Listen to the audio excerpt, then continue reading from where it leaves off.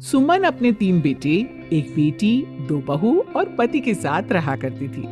वो बहुत खुश थी क्योंकि उसके दोनों बेटों की शादी हो चुकी थी, पर फिर भी उसके घर का बंटवारा नहीं हुआ था और सुमन का जॉइंट परिवार था। तो वहीं दूसरी ओर सुमन का सबसे छोटा बेटा, जिसका नाम राकेश था, उसके घर में कोई इज्जत नहीं थी क्योंकि राकेश अनपढ़ था। इसलिए घर का हर एक सदस्य उसके साथ नौकर जैसा बर्ताव किया करता। ऐसे ही एक दिन सुमन की बेटी कसक ऑफिस के लिए तैयार हो रही थी और राकेश के हाथों में अपना बैग थमाकर उसे कहती है, राकेश, आज तू मुझे कॉलेज छोड़ने चलेगा। कसक तो पागल हो गई क्या? तू जानती है ना, राकेश हमेशा मेरे साथ ऑफिस जाता है। अगर वो तुझे छोड़ने के लिए चला गया तो मेरी कार ड्राइव कौन करेगा? अब दोनों भाई बहन सुबह शाम बस चूहे बिल्ली की तरह लड़ते रहो। आज राकेश किसी का काम नहीं करेगा। राकेश, राशन खत्म हो गया है, अभी थोड़ी देर बाद तू मेरे साथ राशन लेने चलना। जी भाभी। भगवान ने कितना अच्छा देवर दिया है मुझे। भगवान करे ऐसा देवर सबको मिले। नेहा राकेश के मुंह पर तो उसकी तारीफ करती है, पर पीठ पीछे उसके अनपढ़ होने का उतना ही मजाक उड़ाया करती थी। राकेश के अपने सगे भाई बहन भी उसकी इज्जत नहीं करते, तो भाभी कहां से करती। समय यूं ही गुजरता है और एक दिन कसक को देखने के लिए कुछ लड़की वाले आते हैं। नेहा बहू, काजल बहू, सारी तैयारी हो गई है ना? और कसक को अच्छे से तैयार कर दिया है ना तुम दोनों ने? हाँ माँ जी, सारी तैयारियां हो चुकी है और कसक भी तैयार हो चुकी है। बस लड़की वालों के आने का इंतजार है। लड़के वाले भी आ चुके हैं, रोड पर खड़े हैं। उन्हें हमारी गली कौन सी है समझ में नहीं आ रहा। राकेश, एक काम कर, जल्दी से जा और लड़के वालों को लेकर आ। और हाँ, उनके सामान को उठाकर घर में ले आना। पता चला मेहमान खुद सामान उठाकर ला रहे हैं। कोई लापरवाही नहीं होनी चाहिए। हाँ भैया, मैं सब समझ गया। मैं बस अभी जाता हूँ। और देवर जी, आकर घर में मत बैठ जाना। पता चला बिना कुछ किए मुफ्त का खाना खा लिया है। घर में और भी बहुत काम है, हमारे साथ पहले वो काम करवा लेना, ठीक है? अब जल्दी जाओ और जल्दी से आओ, चलो। राकेश अब जल्दी से लड़के वालों को लेने जाता है। कुछ ही दिन में मेहमान घर में आ जाते हैं, पर बेचारे राकेश को घर में आकर भी आराम नहीं था। वो तो घर के कामों में लगा रहता है। राकेश को इतना काम करता देखकर लड़के वालों को लगता है कि राकेश उनके घर का नौकर है। वैसे सुमन बहन, आपके घर का नौकर सच में बहुत अच्छा है। उसने हमें एक भी सामान उठाने नहीं दिया। बेचारा बच्चा अकेले ही सब लेकर आया और आते ही फिर घर के कामों में लग गया। आजकल के जमाने में इतना वफादार नौकर कहाँ मिलता है। उस औरत की बात सुनकर सुमन की दोनों बहू और बेटे हंसने लगते हैं, पर यह देखकर सुमन को काफी बुरा लगता है और वो अपनी होने वाली समधन से कहती है, बहन, आपको कोई गलत फहमी हुई है। राकेश हमारे घर का नौकर नहीं है, वो मेरा सबसे छोटा बेटा है। क्या? छोटा बेटा? और उसकी ये हालत, वो भी अपने ही घर में? माफ करना बहन जी, पर मुझे लगा कि वो इस घर का नौकर है। जिस तरह से घर के सभी लोग उसे ऑर्डर दे रहे थे, मुझसे गलती हो गई। कोई बात नहीं आंटी जी, सबको ये गलतफहमी हो जाती है। आखिर हमारे देवर जी की हैसियत कुछ ऐसी है। बहू, आप लोग बैठे क्यों हैं? कुछ लीजिए ना। और बहू, तुम खड़ी क्या हो? सारा काम क्या राकेश ही करेगा? अब जाओ, जाकर मेहमानों के लिए कुछ खाने का इंतजाम करो। सुमन अपनी बहुओं को आंख दिखाकर वहां से भगा देती है, पर सुमन के घर का ऐसा वातावरण देखकर घर आए मेहमानों को इस रिश्ते से ऐतराज हो जाता है और वे लोग बहानेबाजी करके वहां से चले जाते हैं, जिस वजह से कसक का रिश्ता नहीं हो पाता और इसका दोष कसक अपने छोटे भाई राकेश पर मलती है। अनपढ़ कहीं के, ये सब कुछ तेरी वजह से हुआ है। हमारे घर में सब पढ़े लिखे हैं सिवाय तेरे, और मैं जब लड़की वालों ने इसे नौकर समझा तो आपको क्या जरूरत थी ये कहने की कि ये मेरा छोटा भाई है? नौकर बनकर ही रहने देते ना इसे। इसकी वजह से इतना अच्छा आया मेरा रिश्ता भी टूट गया। माँ जी, कसक बिल्कुल सही कह रही है। एक तो आपका ये नालायक बेटा अनपढ़, ऊपर से इसकी हरकतें नौकरों वाली। अरे आज के दिन तो ये ढंग के कपड़े पहन सकता था ना। हाँ माँ, आप मानो या ना मानो, कसक का रिश्ता इस नालायक की वजह से ही टूटा है। मेरी मानो तो अगली बार जब कसक के लिए रिश्ता आए तो इसे अलग ही रखना। गलती हो गई हमसे जो हमने इसे लड़के वालों से मिलवा दिया। सुमन के बच्चे अपने ही छोटे भाई को भला बुरा कह रहे थे और सुमन चुपचाप खड़ी होकर सुन रही थी।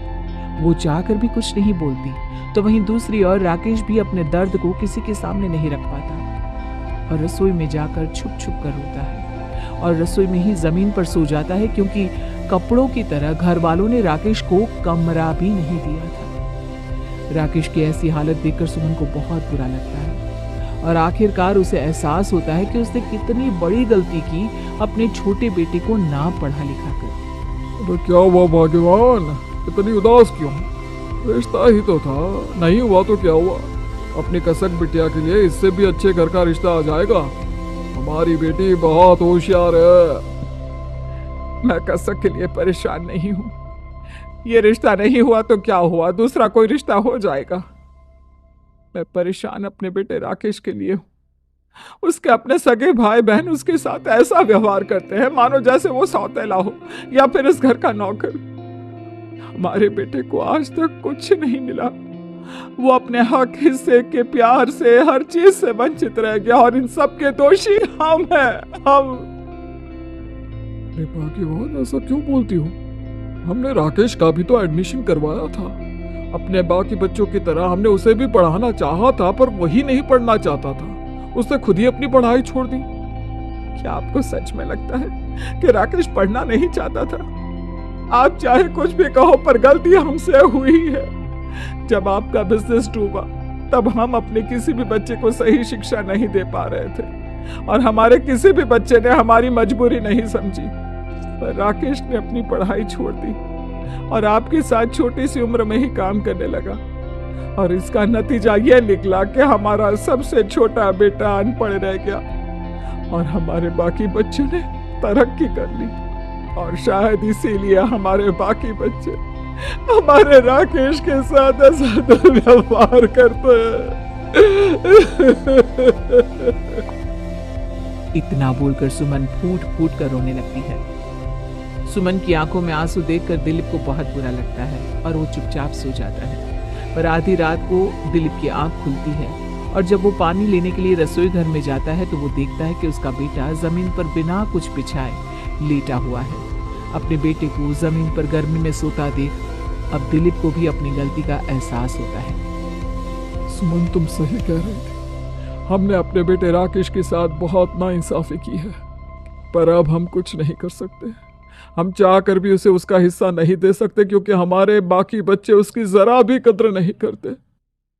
हे भगवान, मेरे बेटे की खुशियां अब तेरे हाथ में है। सुमन अपने बेटे को उसके हिस्से का हक दिलाना चाहती थी, पर वो चाहकर भी ऐसा नहीं कर पा रही थी, क्योंकि सुमन और दिलीप खुद अपने बेटे और बहू के भरोसे पल रहे थे।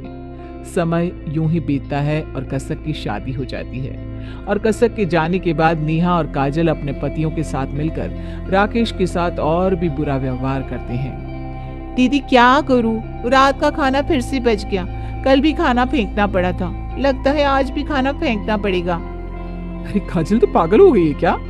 खाना फेंकने की क्या जरूरत थी? ये सांड किस दिन काम आएगा? क्या जरूरत है इसे ताजा खाना खिलाने की?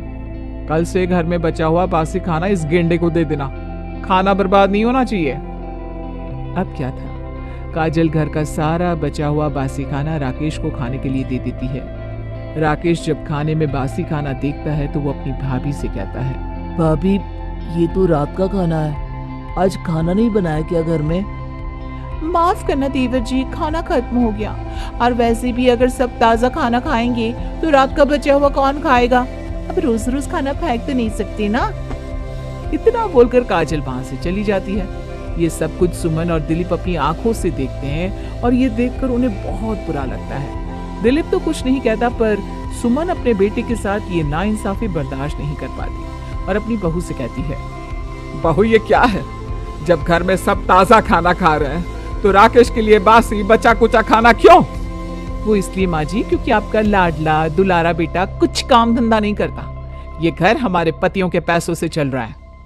और माँ जी, मुझे तो एक बात समझ में नहीं आ रही। आज से पहले तो आपको कभी फर्क नहीं पड़ा, फिर आज आपकी ममता कहाँ से जाग पड़ी।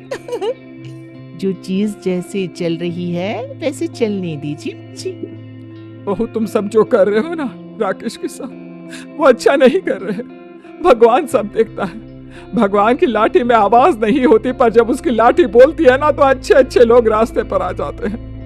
मेरा बेटा चुपचाप तुम लोगों का अत्याचार सहता रहता है पर उसकी बीवी नहीं सहेगी। माँ जी, एक अनपढ़ इंसान से कौन सी पढ़ी लिखी लड़की शादी करेगी? जैसा आपका बेटा है वैसे ही आपकी होने वाली बहू भी आएगी। नेहा और काजल राकेश का मजाक बनाकर वहां से चली जाती हैं। सुमन चाहकर भी अपने बहुओं को नहीं रोक पाती। अब समय यूं ही बीतता है और राकेश के लिए लड़की देखी जाती है। नेहा और काजल पूरी कोशिश करती हैं कि राकेश की शादी उसी की तरह किसी बेवकूफ लड़के से हो, पर अफसोस काजल और नेहा जिस लड़की को बेवकूफ समझकर राकेश की शादी करवाती हैं, वो लड़की तो पढ़ी लिखी और तेज तर्रार निकलती है, जो अपने ससुराल में आकर देखती है कि उसके पति के साथ कितनी नाइंसाफी की जा रही है। माँ जी, मेरा कमरा कहाँ है? हमारी प्यारी देवरानी, आपका कोई कमरा नहीं है। आपका पति रसोई घर में सोता है, अब से वही आपका कमरा है। But why? I mean, Rakesh ji भी तो इस घर के बेटे हैं, फिर उनके लिए कोई कमरा क्यों नहीं, जब घर में हर किसी का अपना पर्सनल रूम है तो? क्योंकि हमारे देवर को कभी रूम की जरूरत ही नहीं पड़ी, और अभी तुम इस घर में नई नई आई हो ना, इसलिए ज्यादा सवाल जवाब मत करो, समय के साथ साथ समझ में आ जाएगा। काजल और नेहा अंजलि को अकड़ दिखाकर चली जाती है।